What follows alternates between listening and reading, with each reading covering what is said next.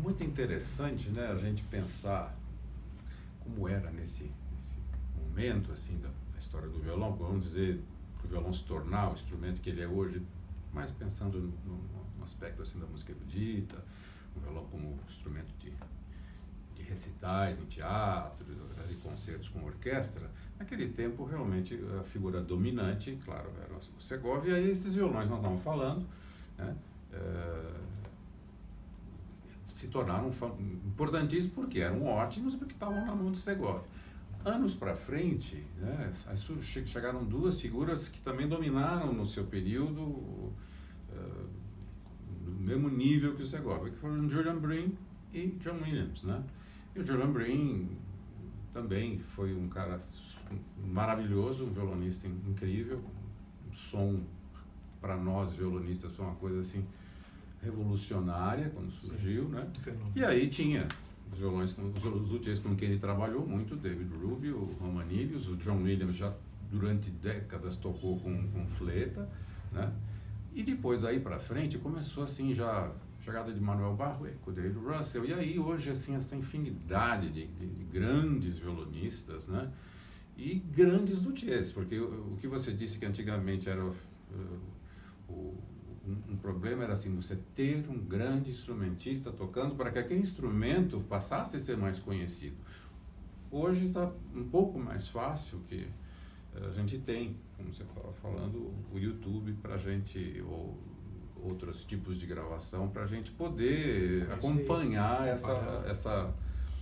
Agora eu gostaria da tua opinião, como você já tem tanto tempo assim, o que você sente nesses últimos 20 anos que essa atividade cresceu muito no Brasil, não só referente ao violão, porque vocês também fazem, sempre fizeram viola caipira, o violão de 7 cordas, o que você sente dessa geração nova, vamos dizer, do século XXI aqui no Brasil? Músicos e luthiers? Músicos e luthiers, boa ideia. Eu acho que existem pontos positivos e pontos negativos.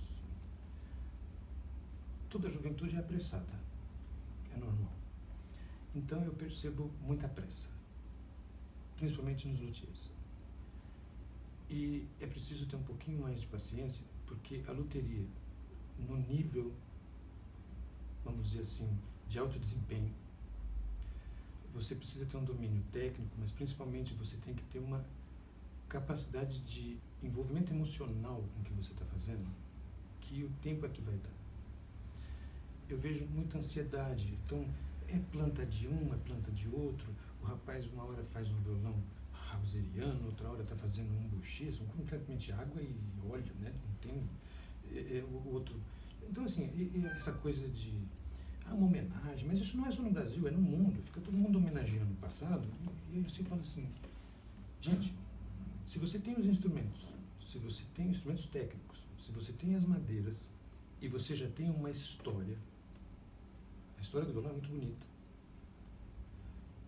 Mesmo essas disputas estilísticas, tem gente que às vezes fala, você não gosta do fulano, eu gosto de todo mundo, eu amo todo mundo. Eu tenho diferenças, às vezes é estético. Eu não gosto desse sol, eu não gosto desse mi, aquele violão não me agrada, mas eu não tenho nada contra ninguém. Eu entendo as coisas, meu pai era assim, é melhorar, é a linha da evolução. Essa juventude, às vezes, perde tempo demais fazendo um mosaico igual ao do fulano de tal. Tudo bem. A questão estética do instrumento é importante. Mas o mais importante é você mergulhar dentro do instrumento. Que som eu gosto? Você tem que produzir um instrumento autoral. Senão você não é luthier. Esse é um conceito que meu pai batia e eu repito. O luthier, ele não fabrica instrumentos.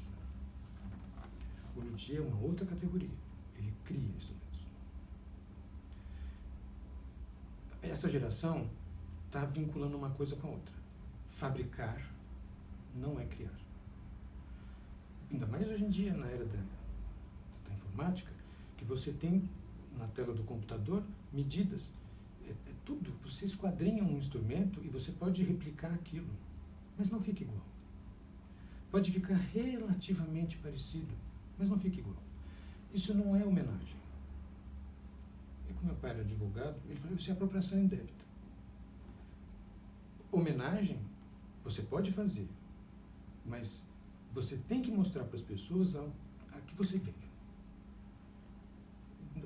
A questão não é se você... É normal a pessoa ter uma filiação, como o meu pai tinha. Ele foi buscar suporte intelectual na escola de Barcelona, na escola francesa. Ter suporte intelectual é uma coisa. Eu gosto do violão rauseriano. Perfeito. Mas como melhorar o violão rauseriano? Como melhorar um Boucher? O meu pai nunca fez réplica. Ele achava isso, assim, intelectualmente, ele achava que, assim, eu vou fingir que estou fazendo uma réplica e a pessoa que vai comprar vai fingir que está comprando uma réplica. Ele falou, porque não é assim que funciona. Claro. Né? Então, ele sempre preferia isso, essa franqueza. Por que não melhorar? Ele ficou encantado com o Boucher, mas ele nunca passou pela cabeça de fazer um violão. O Boucher nunca fez braço alto. O Boucher nunca trabalhou com a estrutura de leques que meu pai colocou. Ele era um instrumento tradicional, mas o Boucher mudou completamente a timbragem das madeiras. Completamente. Que já foi um ganho fabuloso. Né?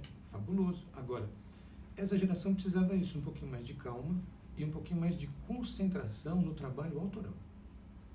Eu tenho uma sensação também, Miguel, desculpa interromper, assim, que eu tenho convivido com alguns luthiers dessa nova geração, alguns que já estão há muito tempo, e eu percebo, até foi o motivo de a gente colocar esse nome, né, da criatividade na luteria brasileira, que vários, e que também estão criando exemplos bons, assim, vão deixando assim uma marca de um violão brasileiro, porque o nível dos violonistas brasileiros também, né, em todas as manifestações musicais estão crescendo muito, e é uma coisa no país todo. A gente fica surpreso de ver que para minha geração, que era difícil, seu pai foi dessa primeiríssima geração, você já iniciando ali, mas tínhamos muito poucos. Nossa, eram raros, né?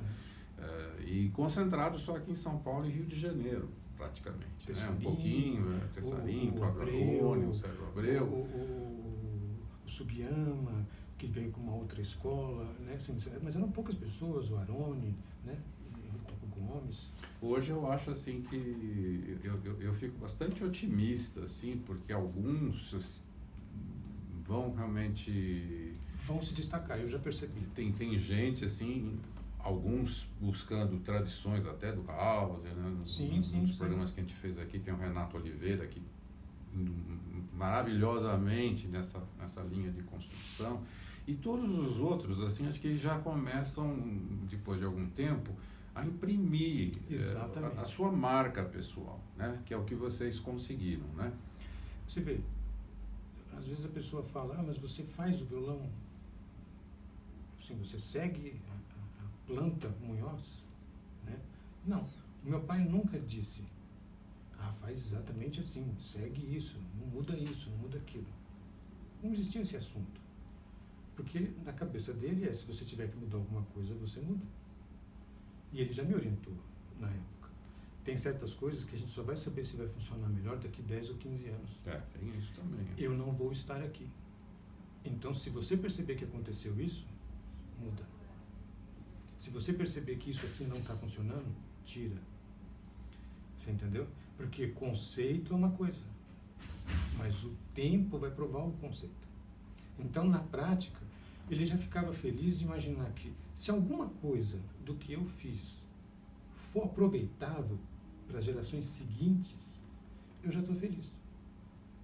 Ele imaginava isso, ele não tinha essa vaidade, eu quero que meu violão estoure. Não, ele precisava vender, precisava viver, natural, precisava comprar material, mas ele não tinha essa ambição. Eu também não tenho essa ambição. Eu hoje trabalho praticamente em 3 frentes. Eu restauro e tento preservar os violões do meu pai. Já consegui fazer isso com cerca de 40 ou 50 instrumentos que estavam jogados por aí. Sigo as pesquisas. O meu violão não é um violão idêntico ao do meu pai. Ele sabia disso. Muita coisa vai mudar. Tem gente que toca no meu violão e fala, que incrível. É um Munhoz. Mas está diferente. E eu pergunto, no que está diferente? Aí um fala, essas notas aqui estão mais claras. Isso aqui, mas ele continua com um jeito de Munhoz. Como é que você faz isso? Eu falei, é tempo. E uma coisa que desde o início era uma coisa deliciosa para a gente, né, violonista, é a facilidade. Seu pai e você sempre conseguiram assim um instrumento que você começa a tocar e dá a impressão que você já toca nele faz tempo. Quer dizer, é um instrumento muito amigo, né? Sim, sim. Você não precisa, não, vou precisar de alguns meses para me adaptar, né? Tinha gente que até reclamava o golpe de vista na escala alta. Falava, Munhoz, eu erro a mão toda hora. Bom, isso aí... Meu pai falava assim, mas é uma semana, 10 dias que você acostuma. Aliás, aproveitando esse gancho aí da escala alta, da escala normal, que é uma coisa também interessante, eu acho que a gente poderia mostrar, nós temos aqui 3 violões que o Miguel trouxe hoje, e eu tenho o meu, de 1989, né? O melhor, não sei. Esse aqui que está na minha mão é sensacional. É muito bom esse violão aqui. Vamos fazer, então, assim, mostrar um pouquinho cada um deles, se você quiser fazer algum comentário, né? Fica à vontade. Esse violão aqui, primeiro quero agradecer ao Lúcio, que eu não conheço, mas imagino como ele está feliz com esse instrumento tão gostoso, né? Tão doce, tão equilibrado, né? Realmente, Lúcio, o violão, uma beleza. Esse aqui tem um cedro canadense espetacular, né? Você e seu pai conseguiram, né, nos velhos tempos também, assim, uma seleção, tem muita madeira brasileira muito boa, ele né? Fez uma seleção muito cuidadosa. Muito bonito, né? Um jacarandá, assim, mais exótico, muito lindo, né?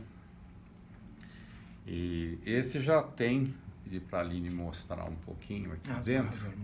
Ele tem uma série, você poderia falar um pouco, se você mostrar aqui, filha, dentro do instrumento, bem dentro do instrumento, tem uma série de alminhas, de barra harmônica. Isso foi uma coisa assim que aqui ninguém fazia e talvez seja interessante um comentário sobre o meu pai, ele percebeu que, porque o violão é completamente diferente na construção, né? Você tem que pôr as estruturas, ele não é escavado, as estruturas estão para serem colocadas. Ele percebeu com o tempo que algumas barras harmônicas davam um equilíbrio prematuro para o instrumento, que você não precisava esperar 20, 30, 40, 50 anos. Era uma forma de você equalizar e enriquecer a sonoridade do instrumento de uma forma já um pouco mais imediata.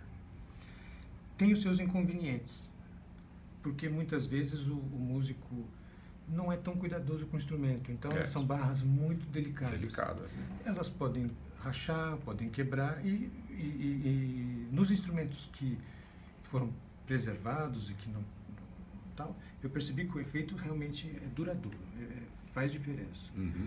Só que tem esse inconveniente, que eu inclusive tive que rever.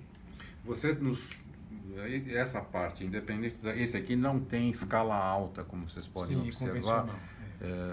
Eu pessoalmente gosto muito com a escala desse tipo, mas tenho até o meu é ligeiramente elevada e tem outros que têm escala bem mais elevada. Isso é uma coisa super pessoal, né? Essa acho que é decisão que cabe muito ao instrumentista, né? O meu pai elevou, ele foi subindo e depois foi reduzindo de novo. Na verdade, o trabalho de luthier é muito interessante. A experimentação o tempo todo, o tempo todo. Eu estava lendo um livro sobre o Stradivari e justamente isso. Os primeiros violinos dele tinham uma medida. Aí ele passou a vida inteira trabalhando, pesquisando, modificando, tal. Quando ele estava já mais perto de encerrar, ele voltou a fazer nas medidas lá de trás. Então, eu estou percebendo que muita coisa eu estou refazendo lá de trás. Então eu estou reduzindo a altura do braço. Muitas pessoas me pediram, inclusive, para reduzir de violões feitos pelo meu pai. Ah, é? Sim. Mas dá para reduzir sem alterar o instrumento? Uhum. Completamente. É só questão de angulação, né? Então, reduzir. É assim, é um processo, né? E provavelmente ele estaria fazendo isso também. Esse aqui, por exemplo, para mim chama muito a atenção, eu não sei se também essa estrutura adicional que você acabou de explicar também interfere nisso. Instrumento assim que está completamente aberto, muito livre, cheio de coloridos, né?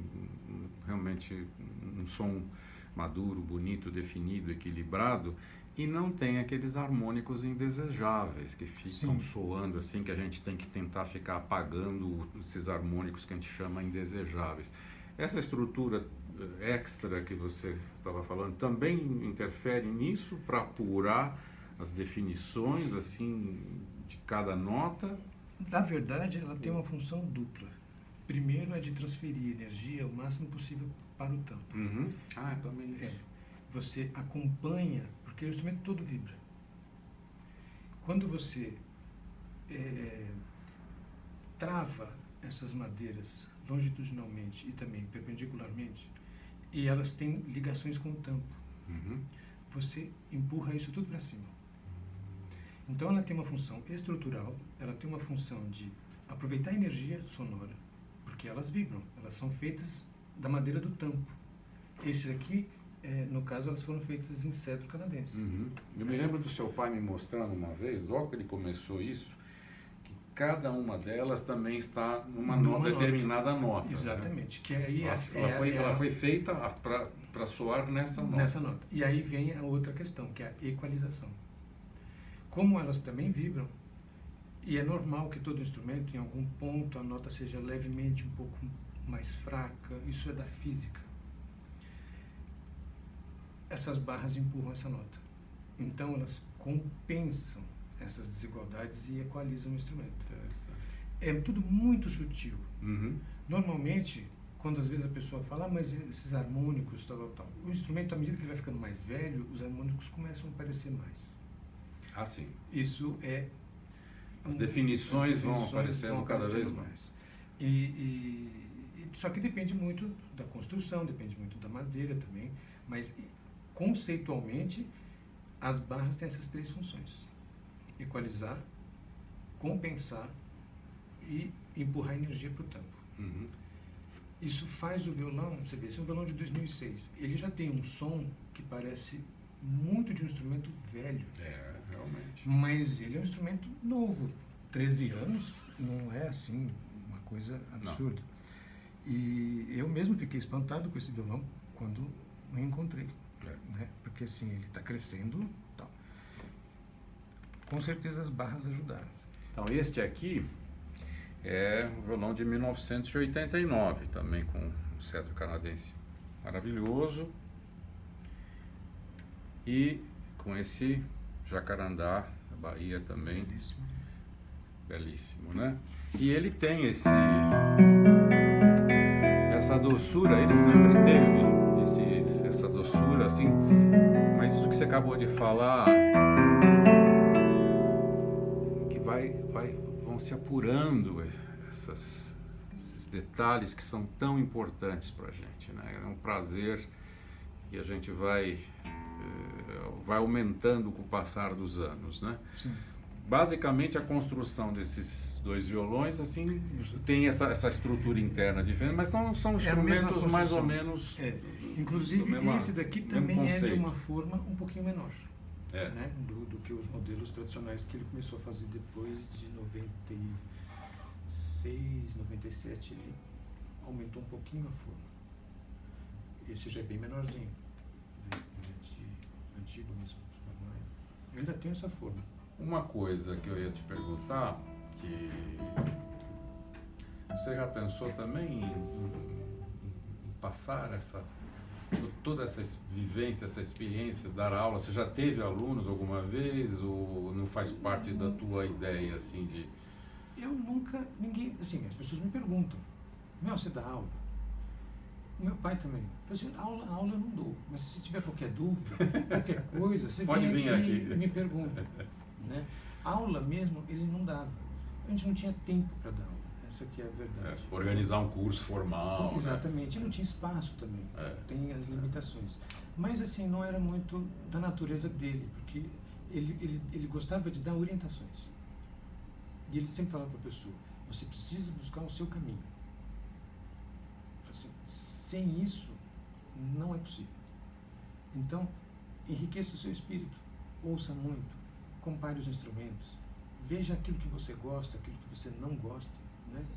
Não se preocupa muito com a opinião do senso comum, ele falou, porque é uma desgraça. Ele falou, o luthier tem que trabalhar para o futuro.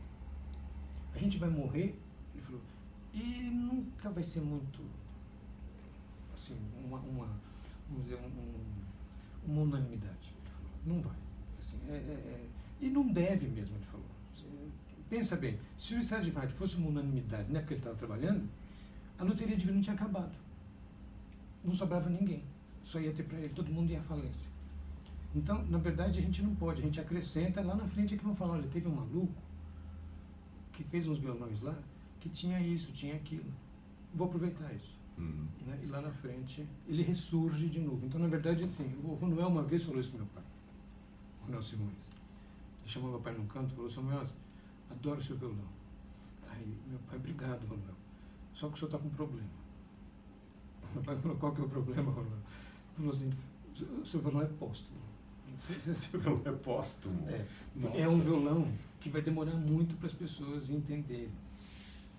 Porque ele tem muita informação nova. E isso vai assustar. Né? Por que o senhor não vai aos poucos? Aí meu pai falou assim, mas Ronuel, eu já comecei tarde. Se eu for devagar, eu morro e não deixo nada. Né? Então, assim, ele teve uma loteria muito intensa. E, de fato, ele já tinha me alertado. Muita coisa você vai ter que aparar as arestas. Porque eu não tive tempo. Né? Ele começou com quase 50 anos. E numa fase que se acompanhou, Oscar, a gente não tinha acesso a nada, era tudo muito difícil, conseguir um tampo era um inferno. Então, assim, era tudo mais moroso, era tudo mais sofrido, né? Se gastava muito tempo com coisas que não eram criativas para conseguir fazer um violão decente. Então ele já tinha me alertado, você vai ter que fazer esse trabalho de refinamento. Então a preparação que eu tive foi essa. E ainda tem, né, Miguel, a grande dificuldade é que tem todo esse trabalho que você acabou de falar e você ainda conseguir fazer a divulgação, quer dizer, fazer um marketing que hoje, talvez essa pressa, talvez que você tenha falado, às vezes de alguns da nova geração, que hoje o camarada faz um instrumento, dois, e ele já está aproveitando tudo que é possível. Hoje ele já grava, ele já divulga, às vezes prematuramente, né? E já cria um site, já cria um blog, ele divulga no ato, né?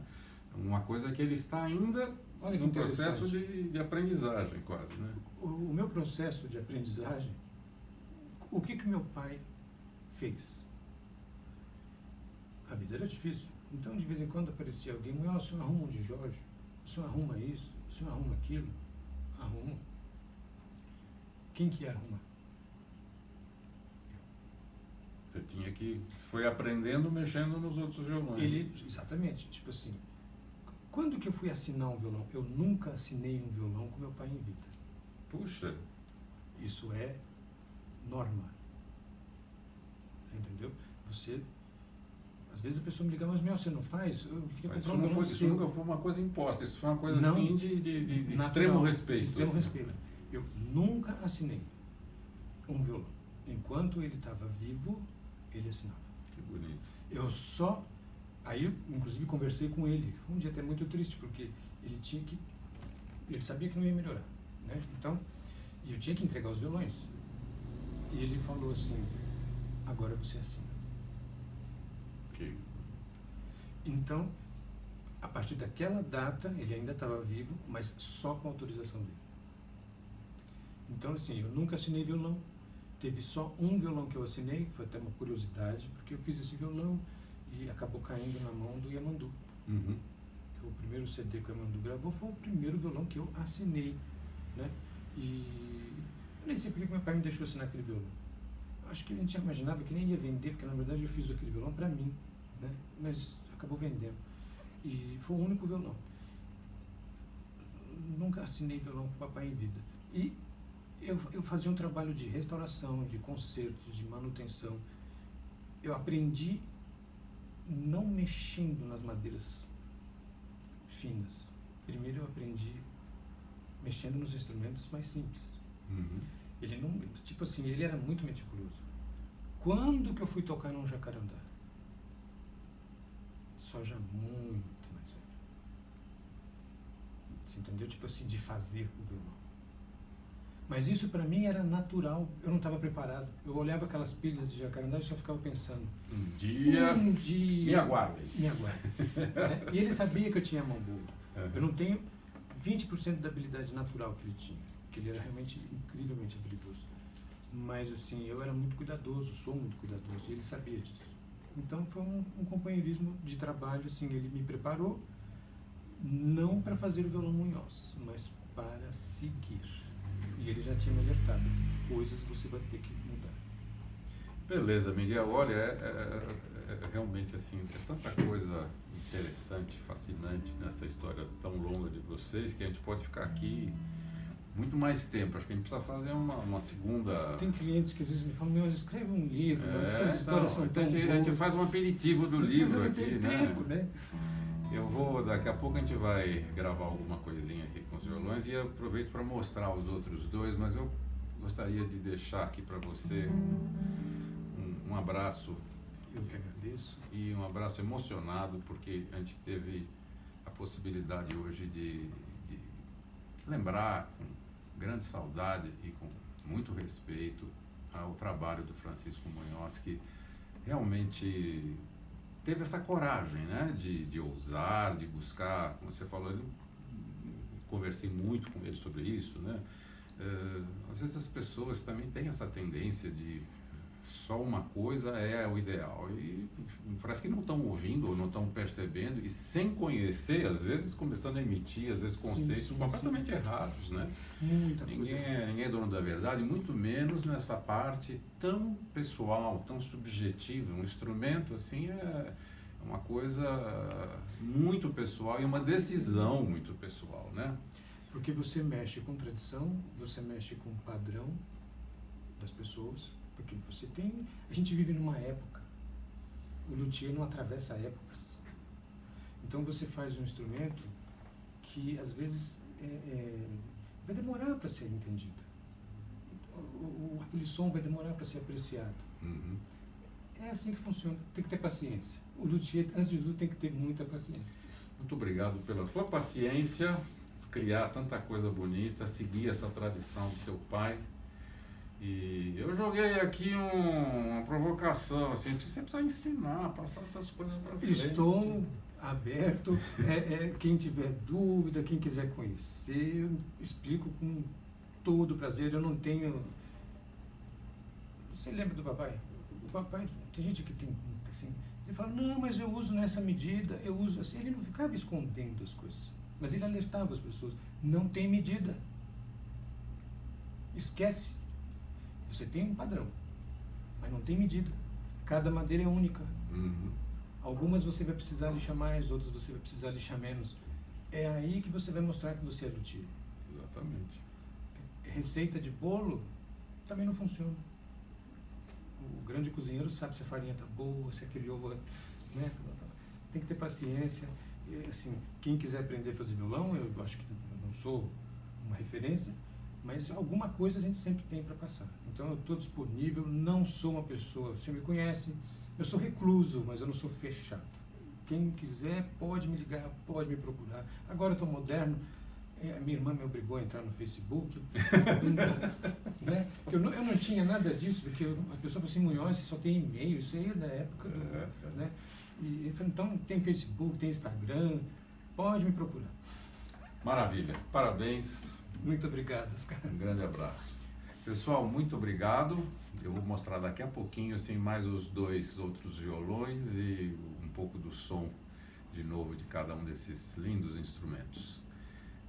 Um prazer, esse é o 14º programa da nossa série. Logo, logo vamos ter outros luthiers também, alguns da época do seu Francisco, do Miguel também, que tem muita coisa legal para contar pra gente.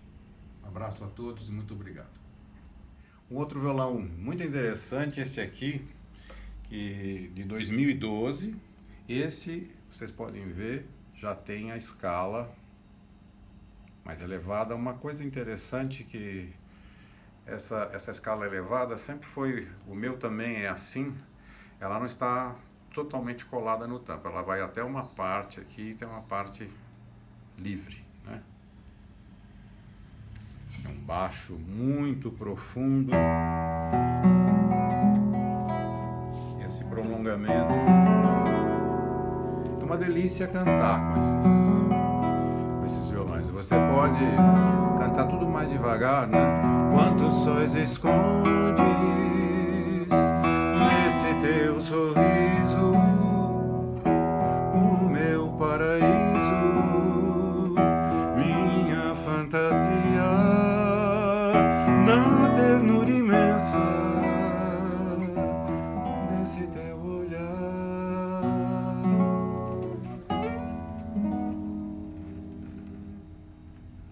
Fica assim, eu acho. Esse aqui é um violão de tampo de abeto, né? Com um jacarandá tão escuro, tão lindo aqui, imperial. Tem uma parte no centro aqui, belíssima, umas madeiras incríveis, né? E também, esse também, mais ou menos, ele é ligeiramente menos elevado que aquele que eu acabei de mostrar, né? Mas também um típico Munhoz, com essa doçura, com esse prolongamento de som, né, delicioso.